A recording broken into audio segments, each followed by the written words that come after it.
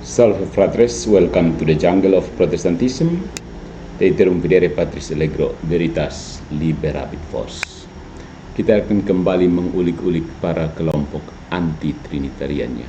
Apa saja asumsi mendasar yang menjadi landasan berpikir dari para penganut anti-trinitarian ini. Mereka menamakan diri Kristen tapi anti-trinitaris, jadi sebenarnya anti-Kristen. Mari kita bongkar. Vámonos. Vámonos. Nah, apakah kejadian 1 itu menolak Trinitas? Mari kita membongkar asumsi reduksionis tafsir anti firman. Ini adalah tanggapan apologetik Katolik terhadap tafsir personifikasi firman oleh Rudi Layar Teologi dan Mark Smith. Dalam diskusi teologi populer yang mengandalkan pendekatan historis kritis, sering muncul klaim seperti ini. Firman di Kejadian 1 bukan pribadi, hanya simbol. Atau kata kita dalam ayat 26 itu hanya formula kerajaan. Bahkan Trinitas itu konstruksi teologis Yunani, bukan wahyu asli. So, apa tanggapan kita? Ternyata di balik argumen-argumen ini tersembunyi sejumlah asumsi filosofis dan hermeneutik yang tidak pernah dibuktikan tetapi langsung dijadikan fondasi. Itu kelemahannya di situ. Nah, kita akan membongkar 3 asumsi mendasar tersebut dan menunjukkan mengapa iman Katolik jauh lebih konsisten secara nalar dan wahyu. Ya. Asumsi yang pertama adalah bahwa makna teks Alkitab hanya berlaku bagi konteks sejarah aslinya. Ini adalah dasar pendekatan historis kritis. Para penafsir seperti Smith dan penggemarnya percaya bahwa teks hanya boleh dimaknai sebagaimana dipahami oleh pembacanya saat itu. Misalnya, para imam pasca pembuangan. Masalah yang timbul di sini, saudara-saudariku, adalah hal ini membatasi kitab suci hanya pada masa lalu. Ya.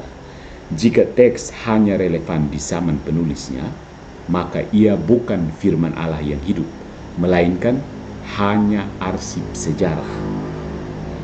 Ini benar-benar meniadakan dimensi pewahyuan progresif. Padahal iman Katolik mengajarkan bahwa Allah berbicara secara bertahap dan mencapai kepenuhannya dalam Kristus. Lihat Dei Verbum artikel kedua. Nah, jawaban Katolik terhadap masalah ini, kitab suci bukan hanya tulisan manusia, tetapi wahyu Allah yang bertumbuh dan digenapi.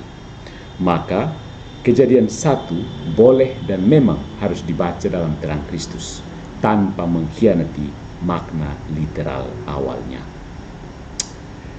Ya, asumsi yang kedua adalah firman Allah hanyalah personifikasi kuasanya, bukan pribadi ilahi. Jadi pembicara Rudi Layar Teologi itu menolak gagasan bahwa berfirmanlah Allah itu mengandung makna pribadi. Bagi dia, ini hanya cara puitis untuk menggambarkan kehendak Allah yang bertindak. Masalah yang timbul dari asumsi seperti ini adalah persoalan reifikasi linguistik, menganggap metafora sebagai basis ontologis, menganggap metafora sebagai batas-batas dari ontologis. Tapi personifikasi bukan penjelasan ontologis, hanya bentuk bahasa. Nah, yang lebih parah, tidak ada argumen logis maupun metafisik yang membuktikan bahwa firman tidak bisa menjadi pribadi. Dia hanya diasumsikan demikian karena tradisi Yahudi kuno tidak mengenalnya. Jadi karena tradisi Yahudi kuno tidak mengenal, maka tidak bisa. Jawaban Katolik adalah benar bahwa pada zamannya Israel belum mengenal pribadi ilahi kedua. Tapi ini bukan bukti bahwa firman tidak bisa dipahami sebagai pribadi, melainkan bukti bahwa wahyu belum lengkap. Ini penting. Ketika Yohanes menyatakan firman itu adalah Allah, ia bukan menciptakan teologi baru, tapi mengungkapkan kepenuhan dari benih yang sudah ditanam di Kejadian bab 1. Kemudian ada asumsi yang berikut, asumsi ketiga, pluralitas pribadi di dalam Allah itu sama dengan politeisme atau kontradiksi. Karena sang pembicara, si Rudi, berangkat dari monoteisme numerik, segala bentuk pluralitas dalam Allah, misalnya kita di Kejadian bab 1 ayat 26, dianggap pasti bertentangan dengan keesaan. Masalah yang muncul dari sini, saudara-saudaraku, ini berpijak pada filsafat nominalisme yang memaksa keesaan dipahami secara kuantitatif, bukan secara substansial.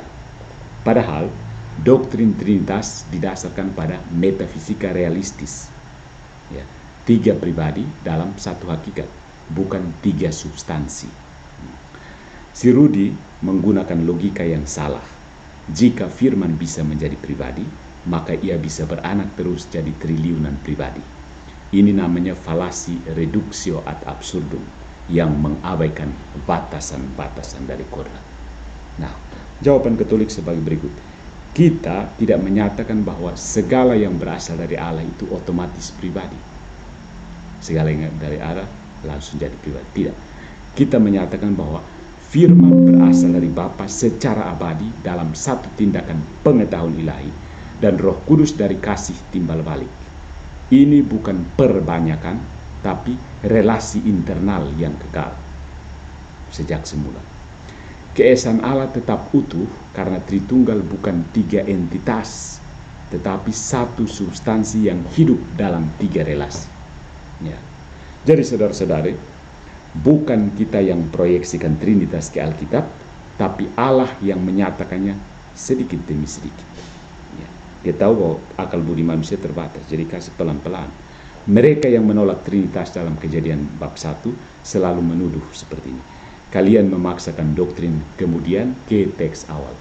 Tapi mereka tidak sadar bahwa mereka pun memaksakan asumsi filosofis mereka ke dalam teks. Ya, apa itu asumsi yang dipaksakan? Bahwa makna hanya ada di masa lalu. Bahwa hanya yang tampak literal yang boleh dipercaya. Ini asumsi.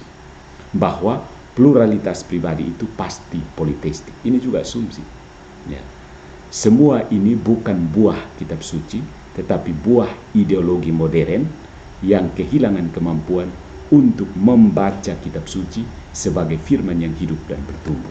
Itu kesalahan dari Rudi dan Mark Smith itu. Firman itu telah menjadi manusia. Yohanes bab 1 ayat 14. Bukan simbol, bukan kuasa abstrak, tapi pribadi sejati, Yesus Kristus, Tuhan dan Allah kita. Nah, bagi pemirsa Katolik dan pencari kebenaran, waspadalah terhadap narasi-narasi yang tampak rasional tapi diam-diam merongrong fondasi iman.